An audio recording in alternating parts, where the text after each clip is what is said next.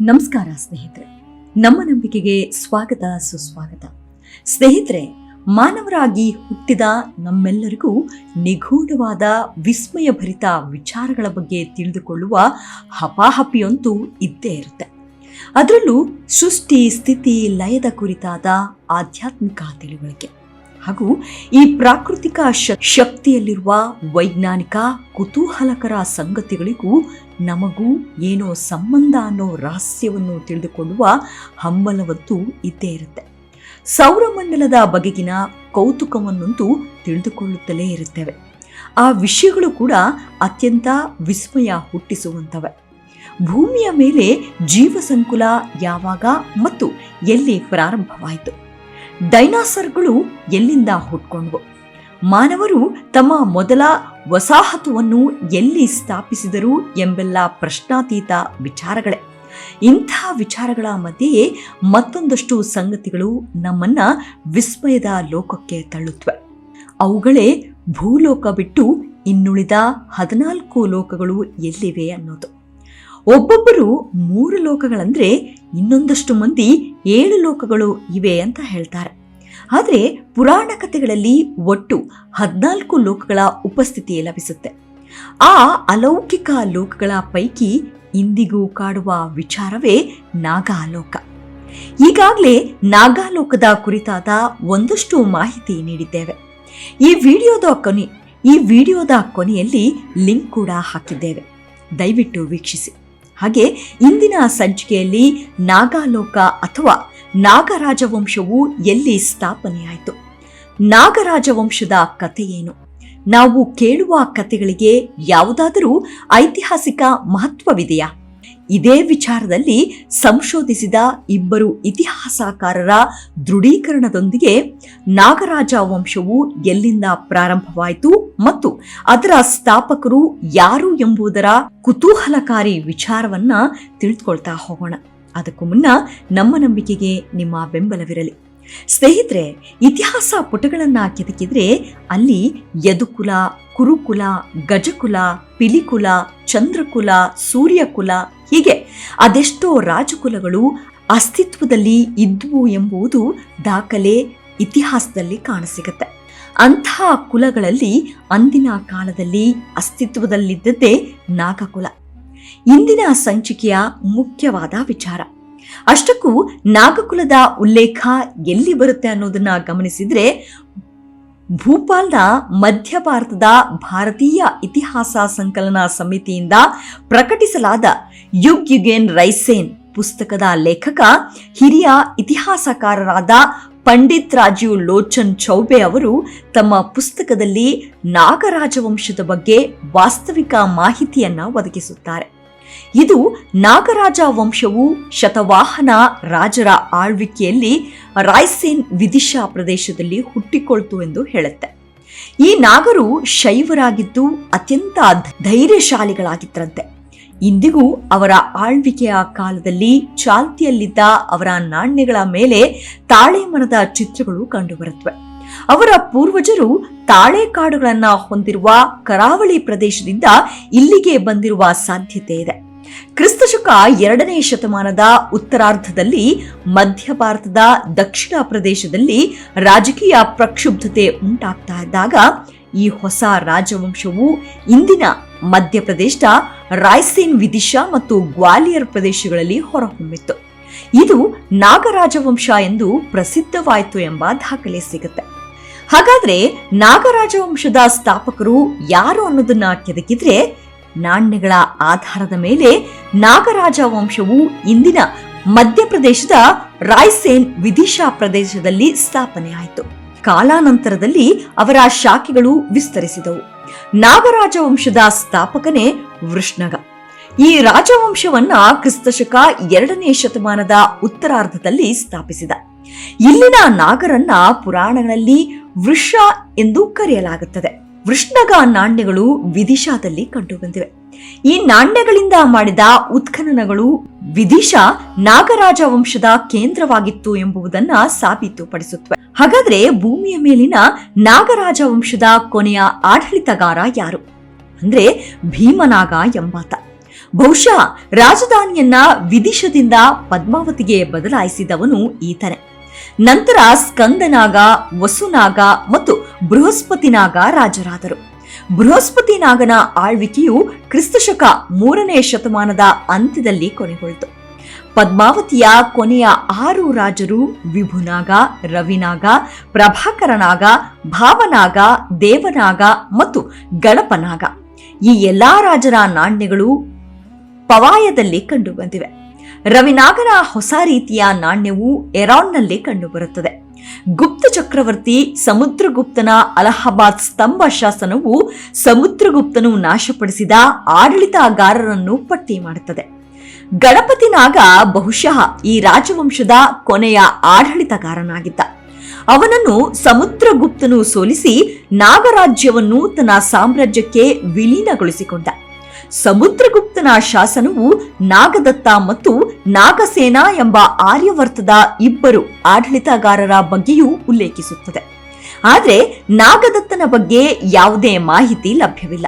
ಆದರೆ ಬಾಣ ಬರೆದಂತಹ ಹರ್ಷಚರಿತದಲ್ಲಿ ನಾಗಸೇನನನ್ನು ಪದ್ಮಾವತಿಯ ರಾಜ ಎಂದು ಉಲ್ಲೇಖಿಸಲಾಗಿದೆ. ಆದರೆ ಅವನ ಆಳ್ವಿಕೆಯ ಯಾವುದೇ ನಾಣ್ಯಗಳು ಇನ್ನೂ ಪತ್ತೆಯಾಗಿಲ್ಲ. ಪುರಾಣಗಳ ಪ್ರಕಾರ ವಿದಿಶಾ ಮತ್ತು ಪದ್ಮಾವತಿಯ ಜೊತೆಗೆ ಕಾಂತಿಪುರಿ ಅಂದ್ರೆ ಈಗಿನ ಕುತ್ವಾರ್ ಕೂಡ ನಾಗ ರಾಜಧಾನಿಯಾಗಿತ್ತು. ಕುತ್ವಾರ್ನಿಂದ ವಶಪಡಿಸಿಕೊಂಡ ನಾಗ ಆಡಳಿತಗಾರರ 1859 ನಾಣ್ಯಗಳ ದೊಡ್ಡ ಸಂಗ್ರಹದಿಂದ ಇದು ದೃಢೀಕರಿಸಲ್ಪಟ್ಟಿದೆ. ಈ ಅವಧಿಯ ಗಂಗಾ ನದಿಯ ಪ್ರತಿಮೆಯು ವಿದಿಶಾದಲ್ಲಿ ಕಂಡುಬಂದಿದೆ. ಇದನ್ನು ಈಗ ಅಮೆರಿಕದ ಬೋಸ್ಟನ್ನ ವಸ್ತು ಸಂಗ್ರಹಾಲಯದಲ್ಲಿ ಇರಿಸಲಾಗಿದೆ. ಈ ಬಗ್ಗೆ ಸಂಶೋಧನೆಗಿಳಿದ ಇತಿಹಾಸಕಾರ ಪಂಡಿತ್ ರಾಜೀವ್ ಲೋಚನ್ ಚೌಬೆ ಮಧ್ಯಪ್ರದೇಶದ ಕಾಡುಗಳಲ್ಲಿ ಹರಡಿರುವ ಪ್ರಾಚೀನ ಹಾವಿನ ಪ್ರತಿಮೆಗಳನ್ನು ಸಂಗ್ರಹಿಸಿದ್ರು. ರಾಯ್ಸೇನ್ ಸುತ್ತಮುತ್ತಲಿನ ಹಳ್ಳಿಗಳಲ್ಲಿ ಹಾವಿನ ಪ್ರತಿಮೆಗಳು ಹೇರಳವಾಗಿ ಕಂಡುಬರುತ್ತವೆ. ರಾಯ್ಸೇನ್ ಮತ್ತು ವಿದಿಶಾ ಜಿಲ್ಲೆಗಳ ಅನೇಕ ಹಳ್ಳಿಗಳು ಪ್ರಾಚೀನ ಹಾವಿನ ಪ್ರತಿಮೆಗಳನ್ನ ಹೊಂದಿದ್ದು ಅವುಗಳನ್ನು ರಾಯ್ಸೇನ್ ಪುರಾತತ್ವ ವಸ್ತು ಸಂಗ್ರಹಾಲಯದಲ್ಲಿ ಪ್ರದರ್ಶನಕ್ಕಿಡಲಾಗಿದೆ.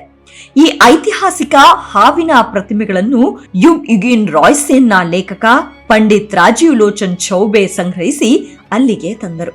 ಆದರೆ ನಾಗರಾಜವಂಶದ ಇತಿಹಾಸವು ಇಂದಿಗೂ ಅಸ್ಪಷ್ಟವಾಗಿಯೇ ಇದ್ದು ವ್ಯಾಪಕ ಸಂಶೋಧನೆ ನಡೆದಲ್ಲಿ ಈ ನಾಗಾಲೋಕ ಅಥವಾ ನಾಗಕುಲದ ಬಗ್ಗೆ ಸ್ಪಷ್ಟವಾದ ಚಿತ್ರಣವಂತೂ ಸಿಗಲಿದೆ. ವಿಶ್ವವಿಖ್ಯಾತ ಪುರಾತತ್ವ ಶಾಸ್ತ್ರಜ್ಞ ಮತ್ತು ಇತಿಹಾಸಕಾರರಾದ ಡಾಕ್ಟರ್ ನಾರಾಯಣ್ ವ್ಯಾಸ್ ಅವರು ಕೂಡ ನಾಗಕುಲದ ಬಗ್ಗೆ ಹೇಳಿಕೆಯನ್ನು ನೀಡಿದರು. ಅದರಂತೆ ಇಂದಿನ ಮಧ್ಯಪ್ರದೇಶದ ರಾಯ್ಸೇನ್ ವಿದಿಶಾ ಜಿಲ್ಲೆ ನಾಗರಾಜವಂಶದ ಅವಧಿಗೆ ಸಂಬಂಧಿಸಿದೆ. ಬರೇಲಿ ಪ್ರದೇಶದ ಹಲವಾರು ಹಳ್ಳಿಗಳು ಸೇರಿದಂತೆ ಜಿಲ್ಲೆಯ ಹಲವಾರು ಸ್ಥಳಗಳಲ್ಲಿ 9ನೇ ಶತಮಾನದಷ್ಟು ಹಿಂದಿನ ಜೋಡಿ ಹಾವುಗಳ ಸುಂದರವಾದ ಪ್ರಾಚೀನ ಪ್ರತಿಮೆಗಳಿವೆ. ಇದು ನಾಗ ರಾಜವಂಶದೊಂದಿಗೆ ಈ ಪ್ರದೇಶದ ಸಂಪರ್ಕವನ್ನ ಸಾಬೀತುಪಡಿಸುತ್ತದೆ. ಬರೇಲಿ ಪ್ರದೇಶದ ಜಾಮ್ಖಡ್, ಬಾಗ್ಧಾಯ್ ಗ್ರಾಮಗಳಲ್ಲಿ ಪ್ರಾಚೀನ ದೇವಿಮಾ ಮಠದ ಗೋಡೆಯ ಮೇಲೆ ಜೋಡಿಸಲಾದ ಜೋಡಿ ಹಾವುಗಳ ಸುಂದರವಾದ ಪ್ರಾಚೀನ ಪ್ರತಿಮೆಯು ಸಾಕಷ್ಟು ಆಕರ್ಷಕವಾಗಿದೆ ಎಂದು ಪುಷ್ಟೀಕರಣ ನೀಡಿದ್ರು. ಅದರಲ್ಲೂ ಇತಿಹಾಸಕಾರ ಪಂಡಿತ್ ರಾಜೀವ್ ಲೋಚನ್ ಚೌಬೆ ಅವರ ಹೇಳಿಕೆ ಗಮನಿಸಿದ್ರೆ ರಾಯ್ಸೇನೆ ಮತ್ತು ವಿದಿಶಾ ಪ್ರದೇಶಗಳು ಭವ್ಯವಾದ ಇತಿಹಾಸವನ್ನ ಹೊಂದಿವೆ. ಈ ಪ್ರದೇಶಗಳಲ್ಲಿ ನಾಗ ರಾಜವಂಶವು ಪ್ರಭಾವಶಾಲಿಯಾಗಿತ್ತು. ಪ್ರತಿಯೊಂದು ಹಳ್ಳಿಯಲ್ಲೂ ನಾಗಾ ಜೋಡಿಗಳ ಪ್ರಾಚೀನ ಪ್ರತಿಮೆಗಳು ಕಂಡುಬರುತ್ತವೆ.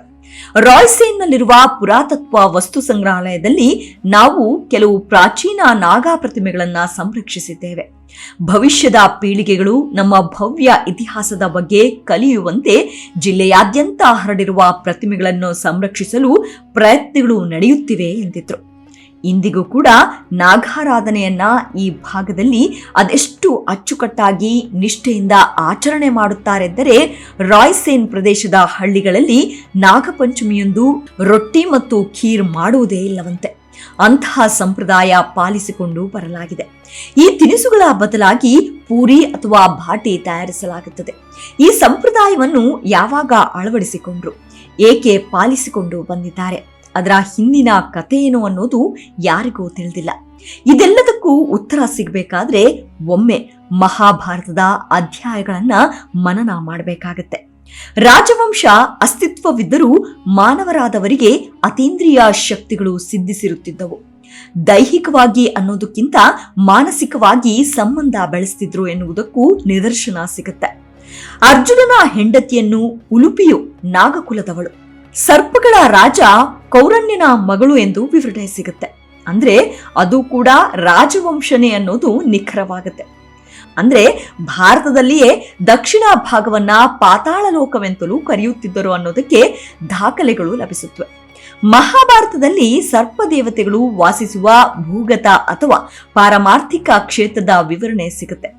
ಆ ವಿವರಣೆಗಳು ವೈಜ್ಞಾನಿಕ ನಕ್ಷೆಶಾಸ್ತ್ರಕ್ಕಿಂತ ಹೆಚ್ಚಾಗಿ ಧಾರ್ಮಿಕ, ಚಿತ್ರಾತ್ಮಕ, ವಿಶ್ವವಿಜ್ಞಾನ, ಪೌರಾಣಿಕ, ಭೌಗೋಳಿಕತೆ ಮತ್ತು ಸಾಂಕೇತಿಕ ದೇವಶಾಸ್ತ್ರವಾಗಿ ಕಾರ್ಯನಿರ್ವಹಿಸುತ್ತವೆ. ಶಾಸ್ತ್ರಗಳ ಮೂಲಗಳಲ್ಲಿ ನೋಡೋದಾದ್ರೆ ಮಹಾಭಾರತ, ಹರಿವಂಶ, ಪುರಾಣಗಳು ಮತ್ತು ಬೌದ್ಧ ಗ್ರಂಥಗಳು ನಾಗರನ್ನು ಮತ್ತು ಅವರ ಕ್ಷೇತ್ರವನ್ನು ಅಂದರೆ ನಾಗಾಲೋಕ, ಪಾತಾಳ ಲೋಕವೆಂದು ಉಲ್ಲೇಖಿಸುತ್ತವೆ. ನಾಗಾಲೋಕ ಅಥವಾ ಪಾತಾಳ ಲೋಕವನ್ನ ಅರಮನೆಗಳು, ಆಭರಣಗಳು ಮತ್ತು ವಾಸುಕಿ, ತಕ್ಷಕ, ಕಾಳಿಯ ಮುಂತಾದ ದೈತ್ಯ ನಾಗಕುಲದವರ ವಾಸಸ್ಥಾನವೆಂದು ವಿವರಿಸಿದೆ.